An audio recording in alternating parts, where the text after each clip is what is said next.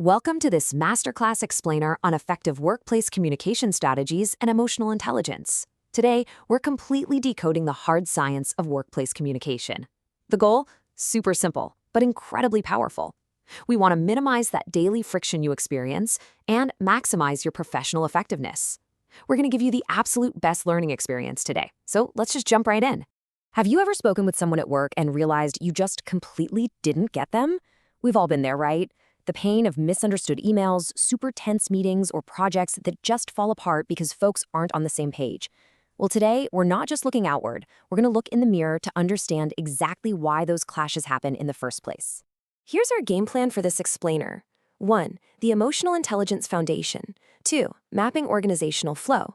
3. The 4 core styles. 4. Passive, aggressive, or assertive behavior. 5. The power of nonverbal cues. And 6. Active listening. We are taking a highly structured journey from foundational psychology straight to actionable, everyday techniques. Section 1. The Emotional Intelligence Foundation, the bedrock of workplace communication. Before we can effectively read others, we absolutely have to start with ourselves. Now, you've probably heard of IQ, but look at emotional intelligence, or EI. The research is crystal clear on this. EI is actually a far better predictor of life success than IQ. And the brilliant thing here, unlike your IQ, which kind of just stays the same over your lifetime, your emotional intelligence can actively improve over time with practice. It is literally a muscle you can build. So how do we build it? Researcher Daniel Goleman breaks EI down into 5 actionable domains: knowing your emotions, managing your emotions, motivating yourself, recognizing others' emotions, and managing relationships. Think about it this way. If you get home from a really crummy day at work and find out your spouse hasn't emptied the dishwasher like they promised, well, recognizing that you're already cranky before you open your mouth, that can literally be the difference between a massive blown-out fight and a successfully managed relationship. Your self-awareness completely dictates how you communicate. Section 2. Mapping organizational communication flow, the macro view.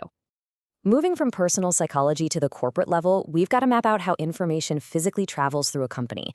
You have 4 distinct flow types. Upward, which is lower to upper levels, like an employee satisfaction survey. Downward, upward to lower, like explaining a task or a pay structure change. Diagonal, which is intradepartmental across levels, say an HR assistant talking to a marketing manager. And horizontal, same level coordination, like an accounting manager sharing a budget with a production manager. Each of these serves a highly specific operational purpose. Companies that master these flows actually see lower turnover, less absenteeism, and even lower product defect rates. To really put the scale of these flows into perspective, look at this number, 77,000. That is the number of employees at the European telecommunications giant Alcatel-Lucent. To manage their organizational flows, they use internal social media networks to keep all 77,000 of those folks connected. It's an amazingly low-cost method that triggers simultaneous upward, downward, horizontal, and diagonal communication. It proves that effective systems can absolutely scale massively. Section 3. The 4 core communication styles. Decoding personalities. Zooming back into the micro level, every single message sent through those massive corporate flows is driven by one of 4 distinct communication styles. Are you an expressor? They get excited, they like challenges, and they rely a lot on hunches. Or maybe a driver. They're decisive, they have strong viewpoints, and they waste absolutely no time on small talk. Then you have relators, who want positive attention, value friendships, and need a warm environment. And finally, analyticals. They ask a ton of questions, they're super methodical, they need structure, and they definitely avoid pressured decisions. Knowing which one you are is the absolute key to identifying why you might be clashing with your colleagues. Let's look at what happens when these styles collide. Imagine a relator says, "What are you doing this weekend?" "I'm going to my son's baseball game." And the analytical responds, "That's great. Okay, I was thinking a start date of August 1st for this project." Boom. Instant, quiet friction. The relator walks away feeling totally rejected because their relationship building was ignored, while the analytical is just quietly annoyed by the time wasted on personal details. We see the exact same friction here between an expressor and a driver. The expressor says, "I'm really excited for our trip. I planned it and got our permits." And the driver shoots back, "I still think we should leave Thursday night so we get there before anyone else." The expressor just wants some validation and shared excitement, but the driver has this intense competitive urge to optimize the schedule. The expressor feels unappreciated and the conversation just completely derails. But, recognizing these styles in real time lets you adjust your approach and save the interaction. Section 4. Passive, aggressive, or assertive, Behavioral modes. Beyond our built-in personality styles, we also choose a behavioral mode. It's all about how we project our rights versus the rights of others. Passive communicators often use an apologetic, tentative voice and have a stooped posture. Their implication is basically, I don't matter.